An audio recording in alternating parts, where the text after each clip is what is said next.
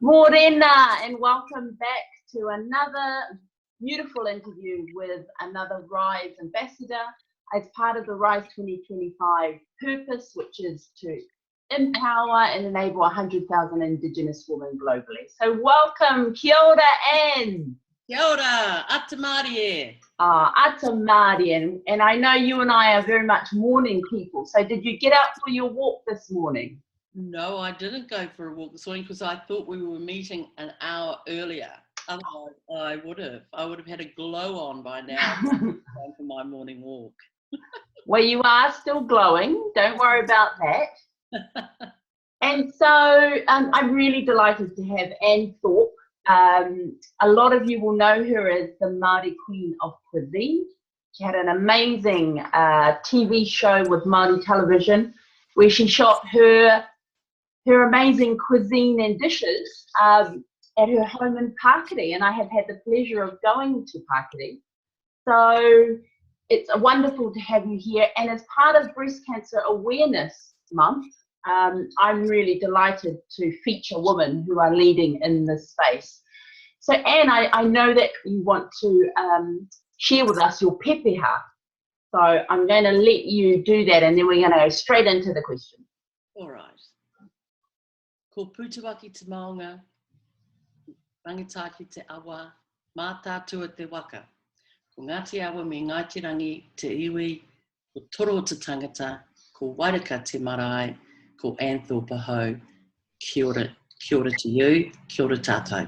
Ngā mihi nui ki a koe te rangatira. What you've just heard from Anne is she's just, in our Indigenous language, Māori, she has just introduced you to her mountain, her river, her people, and her tribal area. So for those who aren't Māori and who can't kōrero Māori, that's what Anne has just shared with you, which is a great privilege. So kia ora to you, Anne. Kia ora. What I'd love to ask you first is you know, we're talking about women in leadership firstly.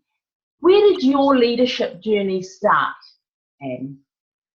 Well, I am the eldest girl in a Māori family of 8. I have 2 older brothers. And I was my mother's representative as a child within the whānau. She would have a child, and then she would go into the workforce and she would leave me holding the baby. Now, I was holding the baby. I was a baby myself. This made me very resilient, very capable, very strong at an early age. And in fact, this is where my leadership journey actually began, when I was a baby. Wow. By the time I was 9, I was the cook of the family. I was my mother's, she loved my name. I felt she loved calling out my name. I was at her beck and call. This all led up to being quite a resilient person. I was a great learner, and with youth, as with everybody's youth, you've got boundless energy, and I could work till the cows came home. And I keeled over at night, and then I used to have to get up in the morning and start all over again with changing the nappies, cooking the breakfast, doing the dishes, then going to school. Now, there were a lot of absenteeism when I was going to school because obviously I didn't get there some days because I had so much to do at home. And I would hide in the bushes and wait till it was lunchtime and then go home for lunch. And I would do that because I was so scared to go to school because you'd be called out in assembly because of your lateness and stood up and made a fool of. And so in spite of that, though, I did get full school C subjects. I spent 2 years in the 5th form mind, and I attended university as an adult later on in life. When I left school at 16, at 17, I went nursing. Wow, I didn't know that about you, Anne. And I went nursing, and actually got married when I was turning 18. So my first marriage was when I was 17. It was a way of getting out of home because I was always the nurturer. I did all the work at home, and it was one way for me getting out of home. The lovely thing is that my first husband was a wonderful chap, but he was a baby too. I was a baby and he was a baby. He was 19. We were married for nearly 9 years, and it was easy to part because we didn't have any children. Mm. So after that, I didn't go very far. I did 2 years of my 3 years general nursing, and I didn't go far from home because home was just down the hill. And because I was emotionally attached to my family, I always kept going back to them anyway. And with my family, it took me 40 years to unshackle myself from them. Wow. They used to come over all over the years. It was so funny because one of my brothers, who's now in his 50s, he used to say, "Oh, Annie, it used to be so funny. We'd come round to your place and we'd sit around and we'd demand you to hurry up get the Kai. Why is it taking you so long? Hurry up." And we were in our 40s, 30s, 40s, but I used to do that all my life with them. I used to be there for them, and I always used to cook for them. And I used to remember looking at them, sitting there reading the paper, looking up and saying, "We're hungry." But as I said, it took me 40 years to get over that, and I was very pleased about that. And then we all became our individual selves.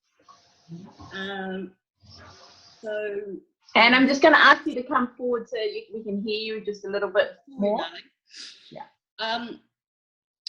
The next milestone in my life, I guess, was meeting my present husband. We've been together 35 years. I've had a fabulous life with him, even though he had a child 15 years ago to a scumbag friend while I was going through breast cancer treatment. It was a struggle, but I was forgiving, and I was forgiving because I couldn't have a child of my own. Wow. And I love the wee man. It's very challenging, and it's difficult years at the moment because he's a teenager. Yeah. So that was a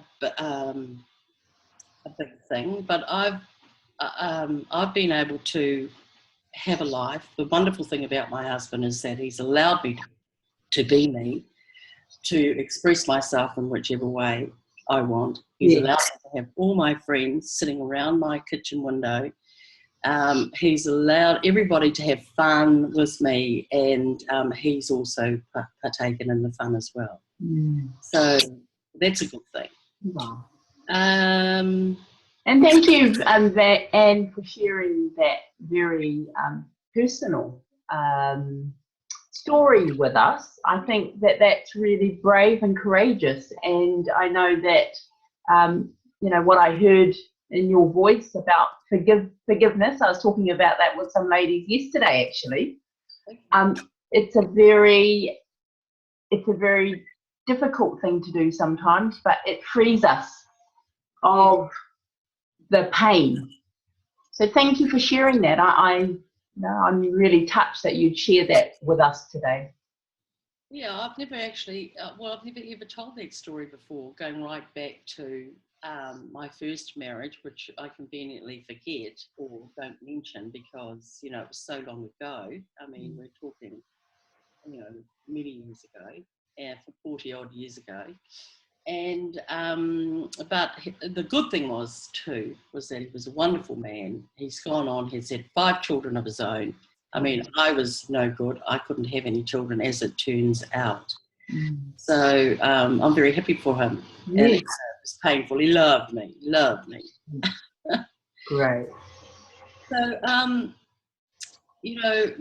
so my first inspirator in my life was my cooking teacher, Betty Cuthbert, Mrs. Betty Cuthbert. She's 94 now, and I went and saw her the other week, about a month ago, actually. and she's become quite old and doddery, which is sad because I thought she'd live forever because she's always done the right thing. She's always eaten properly. She's never drunk, never smoked, and she's always cared for herself.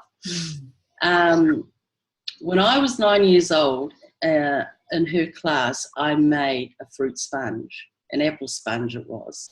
It was the most delicious thing I'd ever had in my whole life. So I went home and I announced to the family I wanted to be the cook of the family.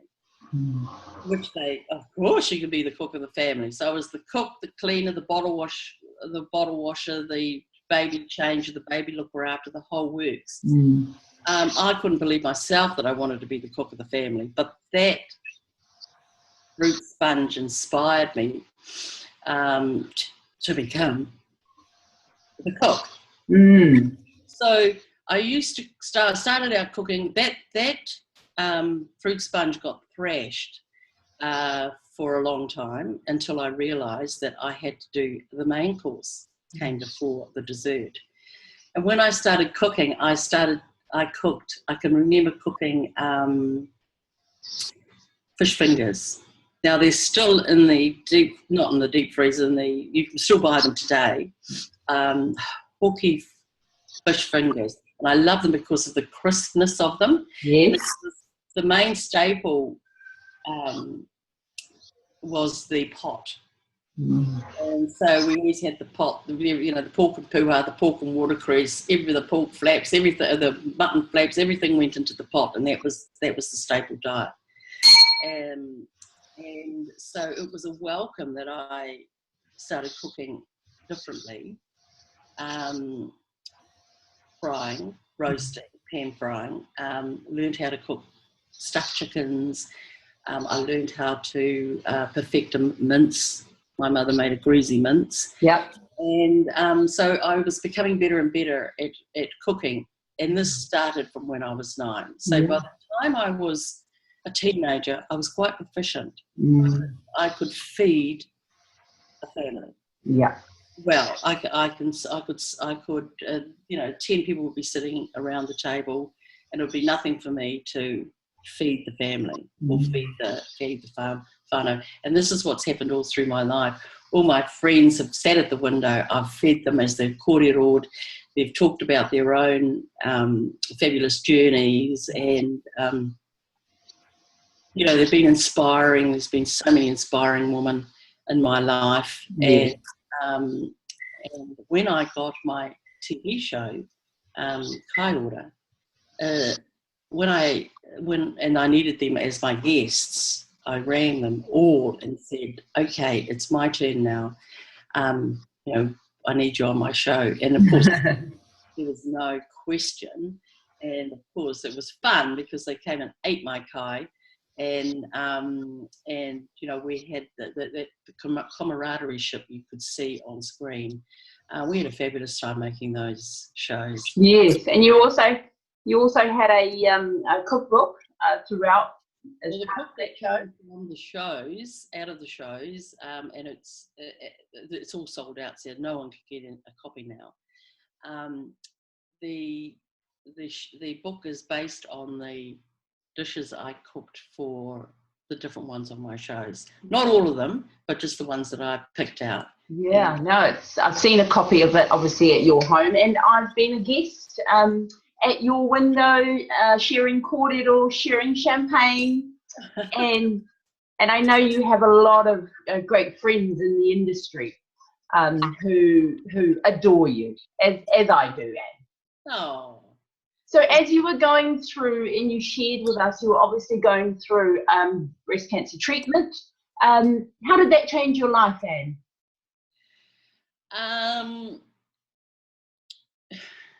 I was very lucky because I was very healthy when I was diagnosed with breast cancer. And how it came about was when I was 40. Okay, when I was 40, I thought I'm a prevention girl rather than a cure girl. So I started going for mammograms. Now that's 22 years ago. 5 years later, I was diagnosed with breast cancer. But the mammogram did not find the tumour. I did. I felt it. I felt it on my right breast. And I wasn't worried because I just had a mammogram. But every time I went in to have a mammogram, and the radiographer would come out and say, there's a grey spot, there's a grey area, we'll just keep an eye on it every year. So and I couldn't wait to run out of there. So I thought, oh, good, it was nothing obvious. So out I went, skipped out, no, great for another year. And I got the same message every time, but I was still, great, it's nothing, because it was just a grey area. And that was the grey area that I discovered was the tumour. Now the tumour, what I learned was that the mammogram doesn't pick up all the breast tumours. But why it was a grey area was because it had the characteristics of the tumour that it did pick up. Okay. So that's a really good lesson for people about when going for mammograms and there are these grey areas. I think that's a really good lesson for all of us. But also it's a good lesson that you still need to self-examine. Yes. And yourself, because they don't pick it all up, and then you can feel it yourself. Not that I do that now. I go to the oncologist every year. Yes. Now, I'm 17 years out of the woods, and when it was 15 years, he says, Annie, you don't have to come and see me anymore. And I said, Trevor, I'm going to come and see you. I'm going to come and see you every year because I want to have that tick of approval from you. I want to mentally know that I am cool for the next year. Yeah, I agree with you. And so that I can skip out again from this room. Yes, so it's about self-examination on a regular basis. It's about doing your mammograms, and if there are any grey areas or repetitive things, I think is what I'm hearing, is that was the same sort of message every year. You need to follow it up. Yes, you do. You do need to follow it up. And funny thing, I went along to see him earlier this year. My breast had become tender, the breast site. I thought it was unusual. So by the morning, my breast site was swollen, and by the end of the day, I'd rung, made the appointment, and said that I was just a little bit concerned about myself. By the end of the day, the swelling had gone down. I wanted to ring back and say, in fact, I did, and say, it's okay now, it's gone down. But she said, Trevor's reorganised his day, his surgery, and he wants to see you because he doesn't want, he's been seeing me for 17 years. He just wanted to make sure that I was okay. Yeah. So I went in and saw him, and everything was cool. Everything was fine. And so it was, I felt happy about that. Yes. He did my examination then and there. Yeah. Instead of doing it, which was actually yesterday. Yeah. So amen, you're still with us, and you will, and I know you're a workhorse. I think that's what we call you. And you'll be with us for a lot longer. I don't have any fear about breast cancer myself. I don't know why. I just feel very good about myself, and always have done throughout the whole journey with breast cancer.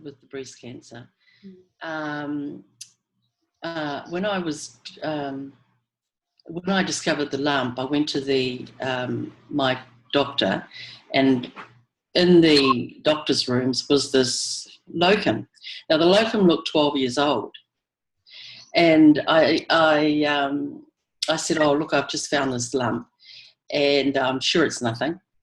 And looking at this 12-year-old, and she said, well, she had to examine me, and then she was like, "Oh my God, no, you've got to go to the breast clinic." And I'm thinking, oh my God, you're, wet and young and wet behind the ears. What do you know? I've just had a mammogram. And she said, "I'm going to ring up the breast clinic now and see if I can get you in." As it turns out, there was an appointment right there and then. So I thought, oh my God, okay, well, she's gone to this bother. I'll go over and to Southern Cross Hospital, and had a biopsy and diagnosis, and that was the Thursday or the Friday. By Monday, I knew I had breast cancer, the result of the biopsy. That was the start of my journey with breast cancer. Yeah. So I saw a couple of experts on the matter, and yes, I had to have a mastectomy. There was no other course. So I said, well, let's get on with it. Yep. 2 weeks later, I was in surgery. I had a mastectomy. If I was brave enough, I would have said take them both off. But I did say to the surgeon, if you see anything, going on in the other breast, take that one too. But as I say, I wish I had the strength to say take the other one as well. But it was still very part of me, my breasts, and just having one was still part of me. So up until that point, I was healthy. I was fit. I had a fabulous diet. I just finished the Sandra Cabot's liver diet, a cleansing diet. So I was, I glowed with health and vigour. And that was one of the reasons, I think, why I felt so fabulous when I was going through, certainly at the beginning, until the treatment started. And then treatment changes things, the chemotherapy, the radiotherapy, the tamoxifen for 5 years. That is a biggie with women. They find it very, very hard to take tamoxifen, and a lot of women get off it. It played merry hell with me too. I had to take another pill to counteract the tamoxifen, but I remember asking my friend Stacey Morrison how was her mother. And it just rung in my ears when she said, I don't think she's doing very good. She subsequently died at 49. She's not doing very good and we think it's because she stopped taking the tamoxifen. Okay. So it was in my ears that, this tamoxifen was the lifesaver. It's a horrible drug to take, horrible pill to take. But I did manage to take 5 years. I was on Prozac for a couple of years. This helped me get through the swings, the mood swings, all the horribleness of taking the pill. And, I could climb off it straight away, although it was quite good to be like this the whole time. But we're not advocating that, people. No, we're not advocating that at all. So you've been through a lot, Anne. You've been through, the highs and the lows, but you're still smiling. You're still inspiring people, especially women, and we're here to talk about women and girls and leadership. And you've also been taken on as do you call it an ambassador of breast cancer in Rarotonga? I think it's about 8 years now that I've been an ambassador for the New Zealand Breast Cancer Foundation. And it's been wonderful that I could go out and spread my word of being breast aware, of early detection. Early detection saved my life. Self-examination and mammograms are so important. Preventative health measures as well is what I'm hearing from you. Staying fit and healthy. Very important. The diet is a big thing. I mean, do as I do, not as I say. Do as I say, not as I do. I love food. I eat too much. I haven't got the little portion going on, but I do cook healthy. I eat a lot of protein and salad greens and stuff, and I don't do too many carbohydrates. They're not high on in my diet. It's so important, the diet aspect. And in terms of where we are with gender equity, gender equality, you've had a lot of amazing women in your life who have inspired you. Where do you think we are today in terms of gender equity, gender equality, and women's rights? Well, on the global stage, nearly everybody loves Michelle Obama. Oh, yes. Only those rednecks hate her. Anyway, okay. Hillary Clinton, I admire. Angela Merkel, Elizabeth Warren, the one that, you know, comes out for Hillary Clinton and is like an attack dog. I think she's fantastic. Even the woman that got shot in America, her name escapes me. But Helen Clark too, our own very own Helen Clark is an inspiring woman. My hat's off to all those women on the global stage. On the local stage, I've always admired people like my mates, Moana Maniaputo Jackson, Hanuihi Moki. I've admired people like Annette Sykes and Don Awate and Ripeka Evans, even Mataro Dodd, who is my sister. She'll be upset if I left her out. She actually, a person told me the other night how inspiring they found her, so I feel comfortable mentioning her here. Yes. That's it all. And even people that I've met recently, like Jaywin Mackay and Teresa, Tanya Ashton, and yourself, of course.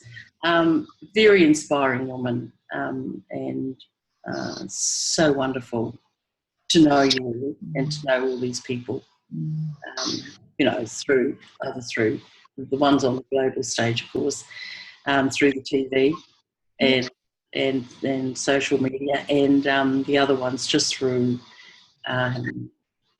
history. And, you know, they've done good work. All those women have done great works. Yeah. Nera Te Mita, even though she's passed on, she was an inspirer as well.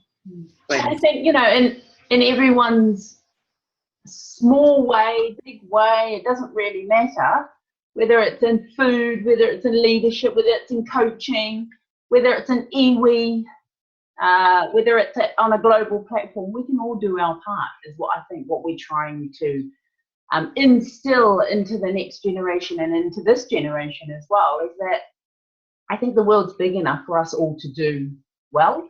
I believe it's our time as women. I keep hearing about this, you know, I'm going to use the word awakening. It's probably not my word, it's something I heard. But there is something about women rising. And, you know, I'm really focused on Indigenous women. So all of those women, you know, especially ngā mana wahine, are the women who have paved the way, like yourself, for us to sort of step into those spaces. But I still believe there's more to do. Oh, absolutely, yes. And so we need to keep talking about what inspires us. We need to keep talking about what, you know, the challenges that we have, and we need to be real and honest. And this is why I love these interviews, because you get that time of vulnerability where, you know, my guests are sharing things that they've never shared before, and you know, I'm so grateful, and I have such I suppose pride in all of the guests that come on to our interviews and just share so much of themselves. So thank you, Anne.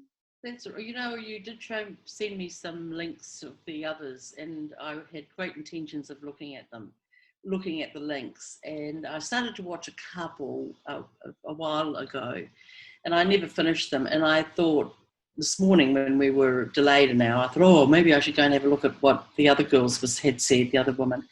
And then I thought, oh no, I'll just give my own story and say my own story, how I want to say it, and I hope it's as good as theirs. Yeah, and everyone is unique, and I think this is the beauty of it.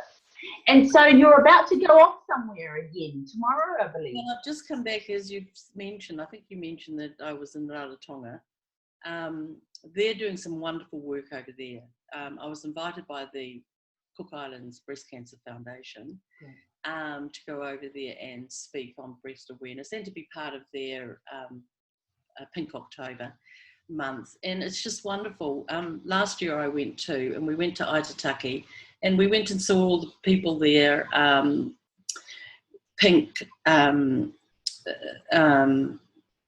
for Pink Breakfast, and you can imagine that it's not only a working experience for me, it's also a little holiday. And that was just so wonderful. In Rarotonga, every year there's a team of Australians that come over and do mammograms, and if anybody is detected with a tumour, they are flown, courtesy of the Cook Island Breast Cancer Foundation, to New Zealand, where they are dealt with that's fantastic. That is fantastic. Tomorrow I go to Tonga. I'm the guest of Tonga Breast Cancer Society there. I'm told by my friend Joanna Burke, who was there, that she's picking me up, and we're going straight into the TV filming thing. I'm not quite sure what well, obviously it's got something to do with breast cancer. Mm-hmm. And then the next day it's their gala lunch. Mm-hmm. And it's Paris and Pink and Paris and Pink. Wow, sounds like a great afternoon. It's got a French feel to it. Mm. So yes, I'm going to enjoy that. It's for the long weekend, and they've got a few things lined up for me. Wow, and you've just come back from Paris. I know you'll have inspiration about the day and what you want to bring to that afternoon. Well, I was there 12 days. I'm very lucky. I've got a brother-in-law over there that is a gentleman. He wouldn't hear of me cooking.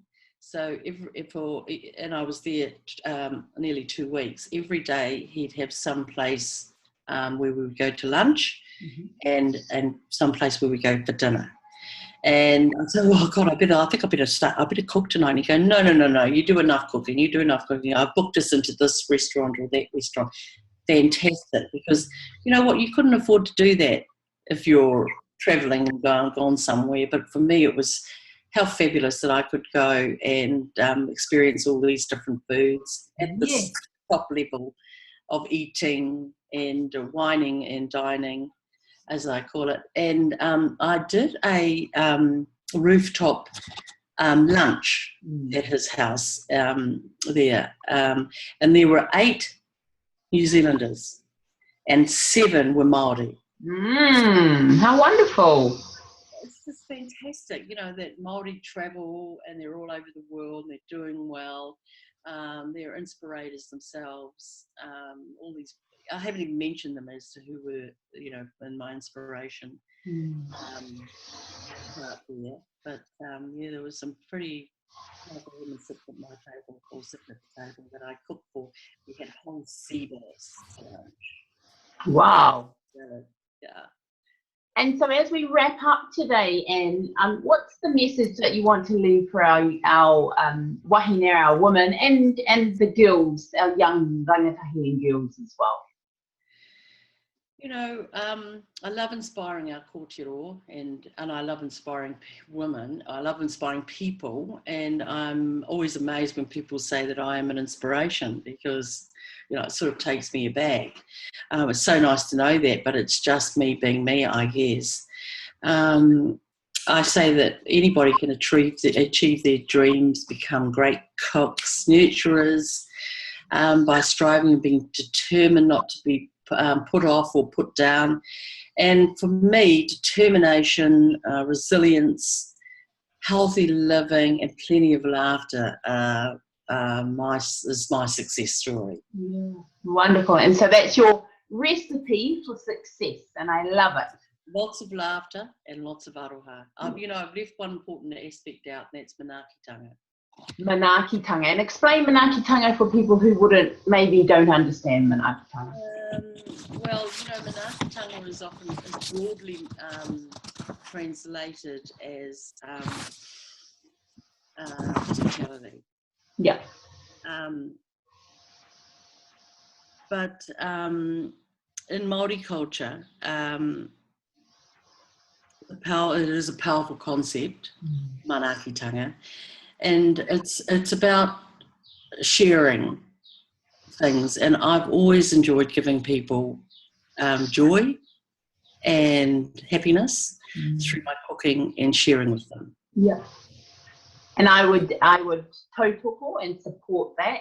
I think manaakitanga is has so many aspects to it, and it's about sharing joy, laughter, but I think it's also about the power of being able to be aware and know that someone needs looking after. Someone needs a helping hand, and I think we're very good at it as a culture. And I think more people need to understand what and how manaakitanga can make people feel. Definitely, definitely. Of course, my manaakitanga started from the beginning of my story today. Yes. Where I was always giving love. And then with my first marriage, I mean, to get love, to experience sex at 17. I mean, in those days, women, girls got married young in those days. They did. Dream of it today. No. I told my girl my whāngai, that don't get married before 30. Don't get children before 30. And she didn't. She didn't. And I said, you've got lots to experience and children can hamper you. And she's doing very well, very nicely. Wow. And so that's such a beautiful way to sort of from the beginning to the end. And at the beginning of this interview, before we started, we talked about the story. And so I'd like to thank you, Anne, for taking time this morning, and it's early, and I enjoy every moment that I spend with you. I think I feel very special when I'm with you. You make me feel special. And just recently, you got to meet my husband, John, and he feels very special too now that he spent some time with you. Oh, does he? Oh, we had a jolly good time the other night, I have to say. I know. I know. And I knew he was in safe hands, so I had no worries. Yes, no. So thank you for looking after John. I know that he had a great time, and I know we will come together and share kai. Yeah, absolutely. Aroha. Aroha. And we'll manaaki each other. Manaaki. Yes. And I look forward to seeing you when you get back from Tonga. All my best to Joanne over there. I know she'll be waiting for you to host you. And thank you for being an ambassador for breast cancer awareness, and all the women who are out there. I know that they will enjoy hearing your story, Anne. Oh my God. It's a pleasure. It's been a pleasure talking to you, Rachel. And as always. Thank you very much, honey. Thank you so much, Anne. And on that note, we are going to say, ka kite anō. See you again. Ka kite anō. Au revoir.